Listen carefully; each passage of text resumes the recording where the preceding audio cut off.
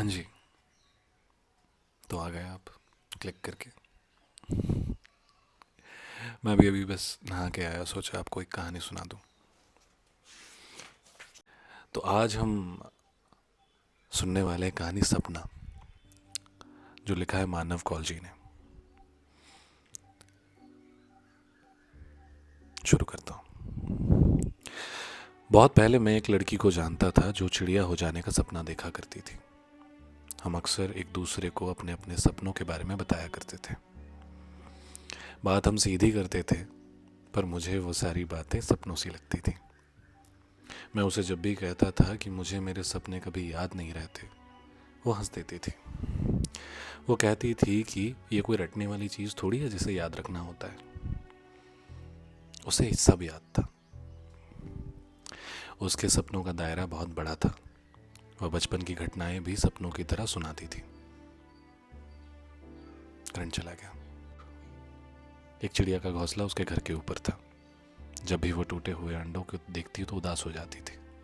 कभी कभी उसे चिड़िया के छोटे बच्चे भी नीचे पड़े हुए दिखते, जिन्हें वह बिना हाथ लगाए वापस घोंसले तक पहुंचा देती। उसके बचपन की कई दोपहरें चिड़िया के घोंसलों की पहरेदारी में बीतती थी।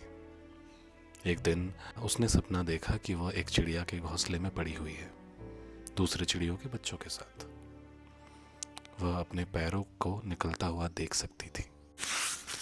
धीरे धीरे उसके उम्र के बच्चे अपने पैरों को झटके के साथ खोलकर घोंसले से कूदने लगे थे और ऊपर आसमान में उड़ने लगे थे। वह अकेली रह गई थी, डरी हुई। अब उसकी बारी थी। उसने उड़ने की तैयारी की, अपने पैरों को झटका फैलाया, वो घोंसले के कोने तक आई और ऊपर आसमान को देखने लगी। वो कूदने ही वाली थी कि उसे नीचे एक भूखी बिल्ली दिखी जो उसका इंतजार कर रही थी। उसने एक गहरी सांस भीतर खींची और अपने पैरों को चौड़ा करके घोंसले से कूद गई। कूदते वक्त उसने अपनी आंखें बहुत कसकर बंद कर ली थी, तभी उसकी नींद खुल गई। हम लोग नदी किनारे घूम रहे थे जब उसने मुझे यह सपना सुनाया था। उसके सपने हमेशा बीच में कहीं खत्म हो जाते थे। हमेशा अंत होने के पहले उसकी आंखें खुल जाती थी। फिर क्या हुआ, जैसे प्रश्नों की मैं झड़ी लगा देता था। जवाब में वो कहती थी कि मुझे हमेशा अधूरे सपने ही याद रहते हैं। बीच की खाली जगह, आधे कहे हुए संवाद, चुप्पी। मुझे सपने याद नहीं रहते थे। मेरे सपने अपना अंत लेकर आते थे शायद। मुझे यूं भी अंत की हमेशा चिंता रहती थी। किसी भी कहानी को पढ़ते हुए मैं उसके अंत का बोझ अपने कंधे पर लिए हुए उसे पढ़ता था। अगर अंत अच्छा होता तो मुझे कहानी पसंद आती थी, वरना मैं चिढ़ जाता था। एक दिन उसने मुझे कहा कि तुम पहले कहानी का अंत पढ़ लिया करो ना, फिर तुम कम से कम कहानी का मज़ा तो ले पाओगे। मैं उसकी बात समझता तो था, पर उसके जैसा नहीं सोच सकता था। मैंने अपना पूरा जीवन भविष्य को देखते हुए जिया था और वो कभी भी भविष्य के बारे में नहीं सोचती थी। हम दोनों के बीच सबसे बड़ा अंतर सपनों का ही था। उसे अधूरेपन की आदत थी और मैंने अपने देखे हर सपने को उसकी नियति तक पहुंचाना ज़रूरी समझा था। मुझे वो अभी भी याद है, क्योंकि वह बीच में ही वापस मुड़ गई थी जबकि मैं आगे चलता रहा। मुझे लगा वो किसी अगले मोड़ पर मुझसे ज़रूर टकराएगी और हम वापस साथ चलना शुरू कर देंगे, पर ऐसा नहीं हुआ। वो जिस दिन मुड़ी थी तब से मुझे सपने याद रहने लगे। उसके अधूरे सपनों का अंत मैं अपने सपनों में देखने लगा उसके जाने के बाद।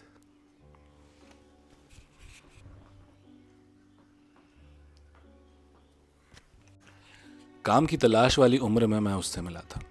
मुझे लगता था कि वो उन लड़कियों जैसी है जो सपनों में जीती है।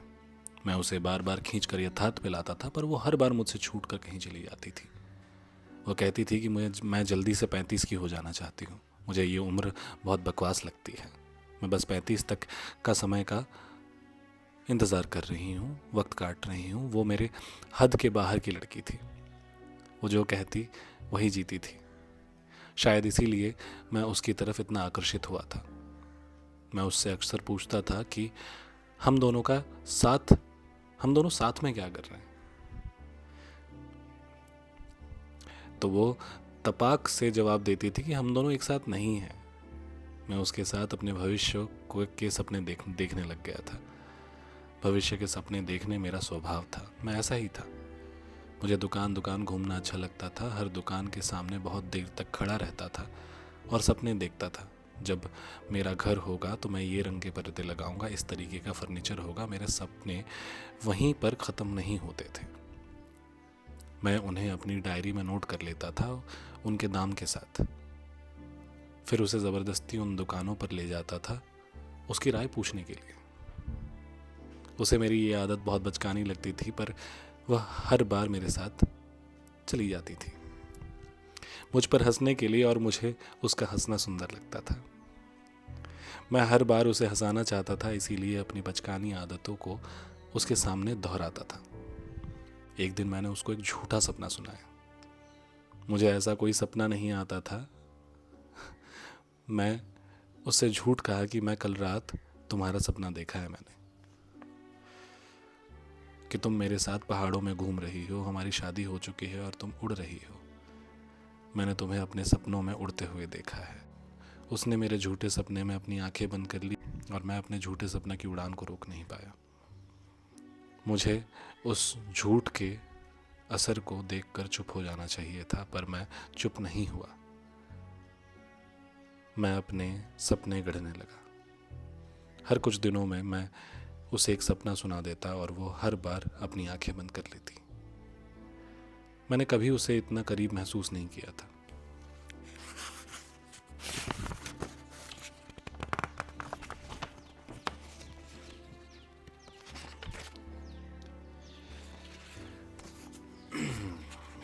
मैंने कभी उसे इतना करीब महसूस नहीं किया था। वो मेरे पास थी, बहुत पास। इन्हीं सपनों के बीच कहीं हमने साथ रहने का फैसला कर लिया। यह उसका फैसला नहीं था। जब उसकी आंखें बंद थी, मैं उसे अपने घर ले जा चुका था। वह मेरे झूठे सपने में थी और मैं उसे सच में अपना बना चुका था। उसने मुझसे शादी नहीं की थी, पर हम साथ रहने लगे थे। मैंने अपने घर को अपने सारे बचकाने सपनों से सजा दिया था। वही पर्दे, वही फर्नीचर, जिसे देखकर वो खूब हंसी थी। अब वह उसके उन सब के बीच रहने लगी थी। मुझे लगा था कि वह बहुत हंसेगी, पर वह चुप होती गई। उसकी एक आदत थी जिससे मैं बहुत चिढ़ता था। वह अपना हर जॉब कुछ ही महीनों में छोड़ देती थी। वह अपने भविष्य की कुछ भी संभावना देखती तो बिदक जाती, तुरंत छोड़ देती उस काम को। प्रमोशन के लेटर पर वो अपना इस्तीफा कंपनी को दे आती थी। मैंने काम तलाशने की उम्र से जो जॉब पकड़ा था, मैं आज भी उसी ऑफिस में था। मैं बार बार उसे अपना उदाहरण देता कि देखो आज मैं कितना सफल हूँ। वह कभी बहस में नहीं पड़ती थी। ऐसी बातों में वह हर बार पहाड़ों पर चलने की बात करती थी और मैं हर बार बात टाल देता था। मैंने उसे अपने साथ लगातार घरेलू होता देखा था। मैं जब भी उसे अपने घर पर काम करता हुआ देखता था तो मुझे अजीब सी जीत का एहसास होता था, जैसे मैंने कोई जंगली जानवर को पालतू बना दिया हो। जैसे हाथी का दोनों हाथ जोड़कर नमस्कार करना हमें बहुत अच्छा लगता है ना। शेर हंटर की टाप पर कुर्सी पर बैठ जाए तो हम ताली बजा लेते हैं। आसमान में उड़ते हुए पक्षी को अपने घर के पिंजरे में अपना नाम पुकारते हुए सुनना कितना सुख देता है ना। मैं उसी सुख में था। फिर वह दिन आ गया। वह रविवार का दिन था, छुट्टी थी और वह किचन में आटा गूंद रही थी। मैंने पूछा क्या कर रही हो, तो वो कहने लगी मैं पूरियाँ बना रही हूँ। पूरियाँ क्यों, आज कोई त्योहार है क्या? ना, इस महीने में 35 की हो जाऊंगी। इस महीने मतलब तुम्हारा जन्मदिन कब है? जन्मदिन का तो पता नहीं, पर इसी महीने कभी है। मैं खुद को 35 का महसूस कर रही हूँ। मैं अपने पैरों को बड़ा होते देख सकती हूँ। मैं 35 की हो जाऊंगी के बाद मुझे नहीं पता कि वह क्या कर रही थी। मैं बार बार उसका उड़ना सुन रहा था। मैं डर गया। मुझे उसका सपना याद था। वो चिड़िया हो जाना चाहती थी हमेशा से ही। वह बस 35 के होने का इंतजार कर रही थी। तो अब तुम क्या करने वाली हो? पूरियाँ बनाऊंगी और पतली आलू की टमाटर की सब्जी? नहीं, मेरा मतलब है 35 की होने के बाद क्या करोगी? उड़ जाऊंगी। वो अपनी बातों में एकदम सहज थी। मैं डर गया। इस बार मैंने उससे कहा, सुनो, मैं 1 हफ्ते की छुट्टी ले रहा हूँ ऑफिस से, चलो कहीं पहाड़ों पर चलते हैं। ना, मेरी इच्छा नहीं है। अरे, तुम ही तो कहा करती थी पहाड़ों पर जाना है, अब क्या हुआ? बस मन नहीं है। वो बहुत खुश दिख रही थी। उसकी आंखों में जंगलीपन वापस दिखने लगा था। वह मेरे साथ रहकर भी मेरे साथ नहीं थी। सिर्फ 35 के होने तक का इंतज़ार कर रही थी। वो 35 की होते ही उड़ जाएगी। मुझे लगा मैं किसी पिंजरे में बंद शेर के पास खड़ा हूँ, जिसे पता है कि वो जब चाहे तब पिंजरा तोड़कर भाग सकता है। इसलिए वो उस पिंजरे में खुश है, शांत है, पूरियाँ बना रहा है। मेरी कुछ भी समझ में नहीं आ रहा था कि मैं क्या करूं। इसे पालतू बनाना मेरा भ्रम था। ये कभी भी मेरा बनाया हुआ पिंजरा तोड़कर चली जाएगी। मेरे सपने, उसका क्या? झूठे ही सही, मैंने उन्हें अपनी पूरी शिद्दत से देखा था। उन्हें मैं उनकी नियति तक पहुंचाना चाहता था। मुझे कुछ हो रहा था। मैं ऊपर से नीचे तक कांपने लगा। सुनो, मैं तुम्हें जाने नहीं दूंगा। मैंने कुछ ऐसे कहा मानो मैं कह रहा हूं कि मैं तुम्हें उड़ने नहीं दूंगा। क्या कह रहे हो तुम? मैं तुम्हें उड़ने नहीं दूंगा। इस बार मेरे मुंह से उड़ना निकल ही गया। मैंने उसे बहुत कसकर पकड़ लिया। अरे क्या कर रहे हो तुम? तेल गर्म है, जाओ यहां से। अरे मुझे लग रही है, तुम दूर रहो। उसने मुझे धक्का दिया और मैं फर्श पर आ गिरा। मुझे सब कुछ छूटता हुआ दिख रहा था। मेरा सपना, मेरा भविष्य। मेरी आंखों में अजीब सी जलन हो रही थी, जिसकी वजह से मेरी आंखों में लगातार पानी गिर रहा था। वह डर रही थी। वह डर के मारे सोफे पर चढ़ गई और मैं अभी भी फर्श पर पड़ा था। मुझे लगा कि वह सोफे के ऊपर से छलांग लगाएगी और उड़ जाएगी। मैं भूखी बिल्ली की तरह बस उसके फर्श पर गिरने का इंतजार कर रहा था। मैं अपनी पूरी ताकत से उठा और उसे उसकी ओर एक झपट्टा मारा। मैं उसे रोकना चाहता था। वह कुछ बड़बड़ाए जा रही थी। मुझे बार बार उसके उड़ जाने का डर था। सो मैं बस उसके पैरों को जख्मी कर देना चाहता था। मैं उसके पैरों को जख्मी कर देना चाहता था।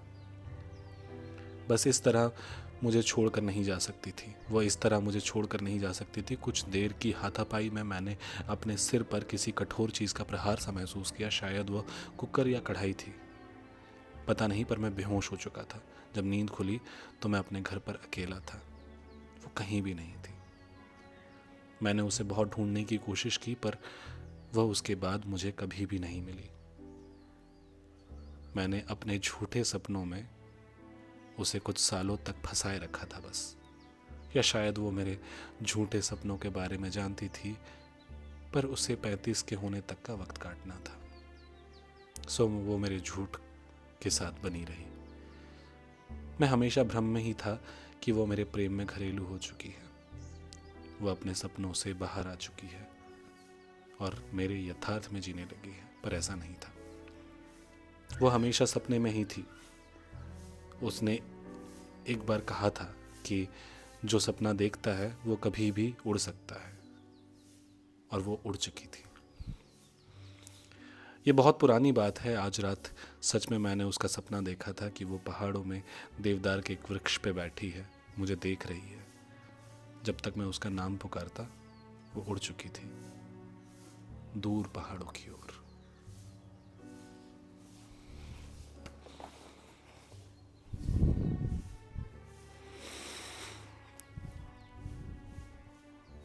ये मेरी बहुत फेवरेट कहानी है। मैं इसे कम से कम 3-4 बार पढ़ चुका हूँ, और जब भी मुझे मौका मिलता है मैं इस कहानी की ओर जाता हूँ। I hope you liked it. Good morning, good afternoon या गुड नाइट, जिस समय भी आप इसे देख रहे हो।